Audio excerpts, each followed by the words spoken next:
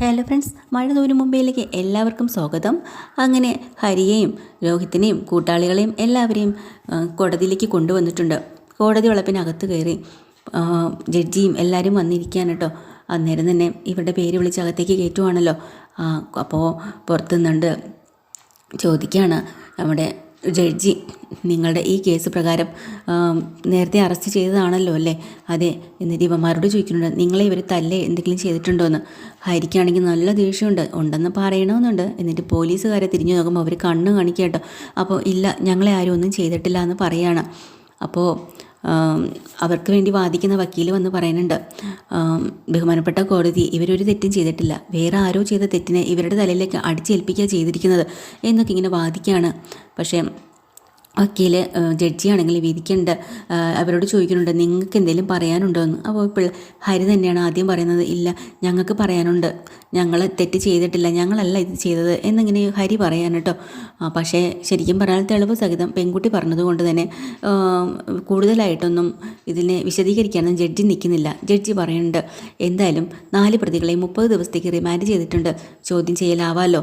അത് കഴിഞ്ഞതിന് ശേഷം വേണമെങ്കിൽ നിങ്ങൾക്ക് എന്തെങ്കിലും വേണമെങ്കിൽ പോലീസിന് വീണ്ടും കസ്റ്റഡിയിൽ എടുക്കാൻ വേണ്ടിയിട്ട് അപേക്ഷ നൽകുകയോ അങ്ങനെ എന്തെങ്കിലും ചെയ്യാമെന്നൊക്കെ പറഞ്ഞ് കോടതി അവസാനിപ്പിക്കുക കേട്ടോ. അങ്ങനെ അവരെ ജയിലിലേക്ക് 30 ദിവസത്തേക്ക് കൊണ്ടുപോകുന്നുണ്ട്. പോലീസ് സ്റ്റേഷൻ അവരുടെ കസ്റ്റഡിയിൽ തന്നെ. പുറത്തേക്ക് വരുമ്പോൾ തന്നെ ഭയങ്കര ബഹളമാണ്.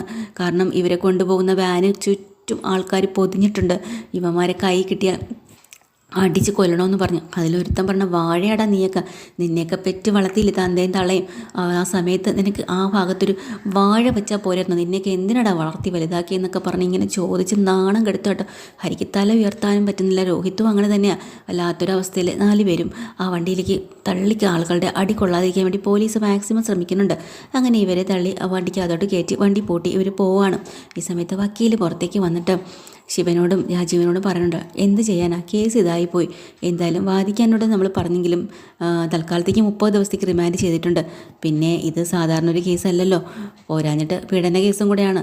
അത് കഴിയട്ടെ, 30 ദിവസം ചോദ്യം ചെയ്യലൊക്കെ കഴിയും. ഇതിനിടയ്ക്ക് വെച്ച് നമുക്ക് ഒരു ജാമ്യാപേക്ഷ കൊടുക്കാം, ഉറപ്പായിട്ടും ഇവരെ നമുക്ക് തിരിച്ചിറക്കാം, നിങ്ങൾ പേടിക്കാതെ വിഷമിക്കേണ്ട ആവശ്യമൊന്നുമില്ല എന്ന് പറഞ്ഞ് സമാധാനപ്പെടുത്തിയിട്ട് വക്കീൽ പോവാം. അപ്പോൾ രാജീവ് ശിവനോട് പറയുന്നുണ്ട്, വക്കീലിന് അങ്ങനെയൊക്കെ പറയാം, കാരണം 100,000 കേസുകളാണ് അവർക്കുള്ളത്, അതിനിടയിൽ ഒരു കേസ് മാത്രമാണ് നമ്മുടേത്.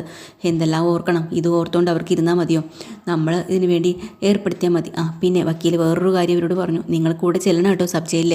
അവിടെ വാർഡനെയും പിന്നെ മെയിൻ ആൾക്കാരെയൊക്കെ ഒന്ന് കണ്ടിരിക്കണം. ഇല്ലാന്നുണ്ടെങ്കിൽ സ്റ്റേഷനകത്ത് കിടന്ന് മറ്റുള്ള പ്രതികളുടെ ഇടികൾ ഇവന്മാർ ശരിക്കും വാങ്ങിച്ച് പിടിക്കും. അത് വേണ്ടാന്നെങ്കിൽ എന്തെങ്കിലും കൈക്കൂലിയൊക്കെ കൊടുത്ത് എല്ലാവരും സോപ്പിട്ട് നിർത്തിക്കൊള്ളണമെന്ന് വക്കീൽ പറഞ്ഞിട്ടാണ് പോയിരിക്കുന്നത്.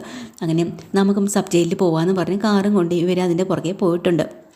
ഈ സമയത്ത് ഇതെല്ലാം കണ്ടും കേട്ടും ടി വിയിൽ നമ്മൾ രേവതിക്കുട്ടി വീട്ടുകാരും ഇരിക്കുകയാണല്ലോ.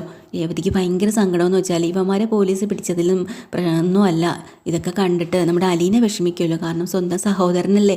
അപ്പോൾ തന്നെ പെട്ടെന്ന് ഗ്രേസമ്മ പറയാണ്, നീ വിഷമിക്കേണ്ട മോളെ, ഇങ്ങനെ വിഷമിച്ചിട്ട് എന്താ കാര്യം, അവൻ തെറ്റ് ചെയ്തിട്ടല്ലേ. ആദ്യം അലീനയോട് എന്താ കാണിച്ചത് ഇവർ, അന്ന് അലീനെ താക്കീത് കൊടുത്തു, ഇവന്മാർ കേട്ടോ, അന്നെങ്കിലും അനുസരിച്ചെന്നെങ്കിൽ ഇന്നീ ഗതി വരുമായിരുന്നു, അതുകൊണ്ട് അവൾ വിഷമിക്കേണ്ട യാതൊരു കാര്യമില്ല.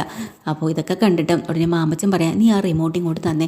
അങ്ങനെ റിമോട്ട് പിടിച്ച് വാങ്ങിച്ചിട്ട് വാർത്താ ചാനൽ മാറ്റി വേറെന്തോ വെച്ചു, ഇനി അത് കണ്ട് തല പോയിക്കേണ്ടെന്ന് പറഞ്ഞു. അതുപോലെ തന്നെ കമല വീട്ടിലിരുന്നും കൊണ്ട് TV വെച്ച് നോക്കുന്നുണ്ട് വാർത്തയിൽ എന്തായി ഇവർക്ക് ജാമ്യം കിട്ടിയോ എന്തായെന്ന്. അങ്ങനെ ഇവർക്ക് ജാമ്യം കിട്ടില്ല, 30 ദിവസം ജയിലിലേക്ക് പോകണം. പിന്നെ പുറത്തിറങ്ങുമ്പോൾ ആളുകളുടെ ഈ ബഹളവും ചീത്തവിളികളും ഒക്കെ TV കൂടെ കേൾക്കാമല്ലോ, കാണുകയും ചെയ്യാമല്ലോ. അതുപോലെ കണ്ടിട്ട് കമല ആകെ സങ്കടത്തിലാണ്, ഇനി ഒന്നും ചെയ്യാനില്ലാത്തൊരവസ്ഥയിൽ തന്നെയാണ് കേട്ടോ. അത് കഴിഞ്ഞ് വിഷമിച്ചിരിക്കുകയാണ്. അപ്പോൾ അതുപോലെ തന്നെ വീട്ടിൽ നമ്മുടെ കൃഷ്ണമോളും അലീനയൊക്കെ ഭയങ്കര സങ്കടത്തിലാണ്. ബബിത ഇതൊന്നും അറിയണില്ല, എല്ലാം മുറിക്കകത്ത് കാമുകനോടൊപ്പം ചാറ്റിങ്ങും കാര്യങ്ങളുമാണ്. അപ്പോഴാണ് ഗോവർദ്ധനും സുലോചനയായിട്ട് വരുന്നത്. എന്തൊക്കെയോ സാധനങ്ങൾ വാങ്ങിയാണ് വരുന്നത് കേട്ടോ. വരുമ്പോൾ തന്നെ ജനലൊക്കെ പൊട്ടിയിരിക്കുന്നത് കാണുമ്പോൾ ഗോവർദ്ധൻ ചോദിക്കുന്നുണ്ട്, എന്താ മോളെ ഇങ്ങനെയൊക്കെ സംഭവിച്ചിരിക്കുന്നത് ഇവിടെ. അപ്പോൾ അലീന പറയാം, ഇവിടെ കുറേ ആൾക്കാർ വന്ന് ബഹളം ഉണ്ടാക്കി, അവർ കല്ലോ എന്തൊക്കെ എടുത്ത് എറിഞ്ഞ് പൊട്ടിച്ചതാണെന്ന് പറയണ്ട. എന്തായാലും നിങ്ങൾക്കും സുരക്ഷിതയില്ല അല്ലേ മോളെ. ബബിത എന്തിയെ, അവൾ അതിനകത്തെല്ലാം കാണും. ശരി, എന്നാൽ നിങ്ങൾ വിഷമിക്കണ്ട. ഉടനെ നമ്മുടെ കൃഷ്ണമോളെ നോക്കിയിട്ട് സുലോചന പറയുന്നുണ്ട്, എന്താ മോളെ നീ അങ്ങ് വല്ലാണ്ടായിപ്പോയല്ലോ, ആഹാരമൊന്നും കഴിക്കുന്നില്ലേ. വിഷമിക്കാതെ, അതല്ല ആൻറ്റി, എനിക്കിനി സ്കൂളിൽ പോകാൻ പറ്റുമോ, എനിക്ക് കൊണ്ട് സങ്കടം, നാണക്കേടല്ലേ. ഓ അങ്ങനെയൊന്നും വിചാരിക്കണ്ട, 2 ദിവസം ചിലപ്പോൾ പിള്ളേരൊക്കെ കളിയാക്കിന്ന് വരും, 3ൻ്റെ അന്ന് അവരങ്ങ് മറക്കൂന്നേ, അതുകൊണ്ട് സ്കൂളിലൊന്നും പോവാതിരിക്കേണ്ട കേട്ടോ മോളെ എന്നും പറഞ്ഞ് സമാധാനിപ്പിക്കുന്നുണ്ട് കൃഷ്ണമോളെ. എന്നിട്ട് ഗോവർദ്ധനം പറയുന്നുണ്ട്, നിങ്ങൾക്കൊരു കൂട്ടായിട്ട് സുലോചന ഇവിടെ നിൽക്കുകയാണ് കേട്ടോ, എന്തെങ്കിലും ആവശ്യമുണ്ടെങ്കിൽ എന്നെ വിളിക്കണം, ഞാൻ പോവുകയാണ്, എനിക്ക് വേറെ പല കാര്യങ്ങളുണ്ട്, ബാലേട്ടനെയും കാണണം, അങ്കിളെ ഒന്ന് ചായ കുടിച്ചിട്ട് പോവാം. ഒന്നും വേണ്ട, ചായയോ ഒന്നും വേണ്ട, ഞാൻ പോവാണ്, എന്തെങ്കിലും ഉണ്ടെങ്കിൽ എന്നെ ഫോണിൽ വിളിച്ച് അറിയിച്ചേക്കണം എന്നൊക്കെ പറഞ്ഞ് ഏൽപ്പിച്ചിട്ട് പറയണത്, നിങ്ങളൊന്നും വിഷമിക്കണ്ട, തെറ്റ് ചെയ്ത് അവരല്ലേ, അവരിനി അനുഭവിക്കട്ടെ, കുറച്ച് ദിവസം പോലീസിൻ്റെ ഇടിയും അടിയൊക്കെ കൊണ്ട് പഠിക്കട്ടെ എന്നൊക്കെ പറഞ്ഞ് സമാധാനിപ്പിച്ചിട്ട് അയാൾ പോവാണ്. അങ്ങനെ നേരെ നമ്മൾ അലീനയോട് പറഞ്ഞിട്ട്, നീ ആ ഫോണിങ് തന്നെ, ബാലേട്ടൻ്റെ ഫോണില്ലാത്ത കാരണം ബാലേട്ടന് വല്ലാത്ത അസ്വസ്ഥതയാണ്, ശരി ഞാൻ തന്നേക്കാം എന്ന് പറഞ്ഞ് ബാലൻ്റെ ഫോണും കൂടെ കൊടുത്തുവിടാണ്. അത് നേരെ ബാലചന്ദ്രൻ്റെ റൂമിൽ പോയിട്ട് ഗോവർദ്ധൻ അത് കൊടുക്കുക കേട്ടോ.